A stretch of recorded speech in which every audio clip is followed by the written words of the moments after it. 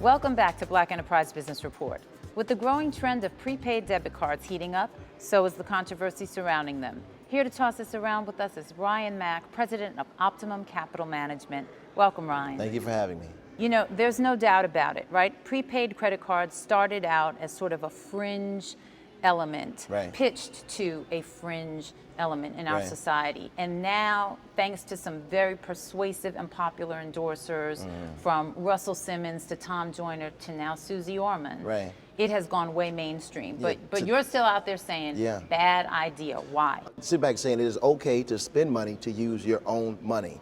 And quite frankly, back in 2009, there's this thing called the Card Act that essentially took billions of dollars away from credit card companies. And even before that, we had this thing called the recession. So the middle class started to shrink. The lower class and working class started to grow in size. So a lot of these individuals who dropped out of the banks, who might not be able to have access to a bank account, or they think they can't have access to a bank account at the time, essentially now are being marketed to say, you know what, here's an easy, quick fix to get you into this prepaid debit card where you can spend money to use your own money. But quite frankly, there are tons of other options of individuals out there to do, essentially get back into the system, and that's what we advocate every day as we go across the country teaching this message. You know, you're clearly so passionate about this, but I think most people, they hear, okay, prepaid debit card, right? It's my money, I'm putting it in, I'm taking it out.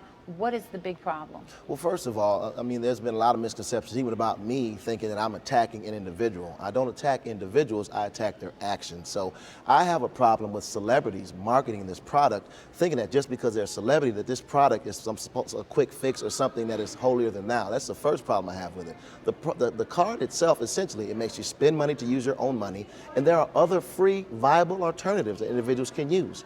We can go to and get a secured card, which is free, a smarterchoice.org. You can find a credit union right in your own backyard, and 80% of credit unions use secured cards that are free to use. You can go to bankrate.com and find a secured card to get a free option. You can go to annualcreditreport.com and essentially get your credit report and start rebuilding credit and establishing a credit history to make sure you get yourself back in the case so you can get yourself a bank account. Again, so there are tons of other options that we can use today. We've worked with those who are homeless. We've worked with those who are formerly incarcerated and those who are quote unquote seemingly unbankable.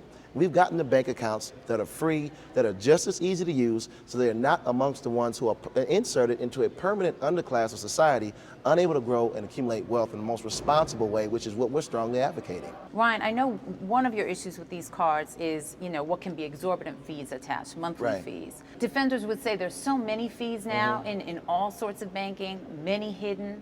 What makes this worse? The bottom line is, with banking, there is a way to use that bank card where there are no fees, where it is free. And it's possible that you can use that card for free with cards like the Rush card, or the Approved card, or the Cash Money Lil Wayne card, or the Tom Joyner Reach card, George Lopez Mango card. All these cards have fees attached to them. Fees to call customer service, fees on a monthly fee just to register, fees to replace your card, fees to draw out of the ATM machine, because you have to pay on the side of the ATM fee as well as a fee if you're going out of service. So all of these fees add up, and there is no way that you can use a prepaid debit card for free. Let's fight for free.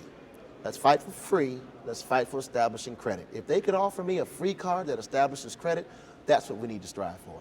So your bottom line on this is that for those to whom a prepaid credit card would appeal, there are free ways to achieve precisely the same goals, and many more of the goals that you really need to achieve to move forward. One, there's a movement out there called joinbankon.org.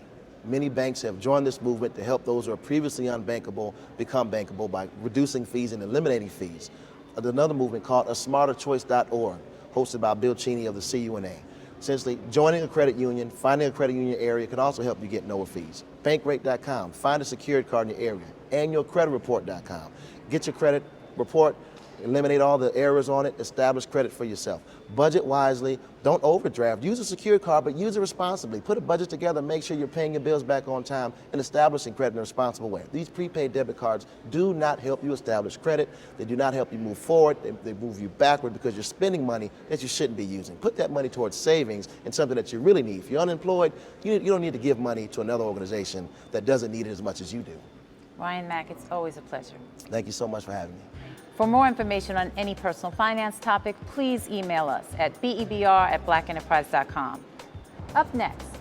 Caroline, our Entrepreneur of the Week, proves even after your company breaks down, you can still gear back up for success. We'll be right back. Black Enterprise Business Report is sponsored in part by Toyota. Moving forward.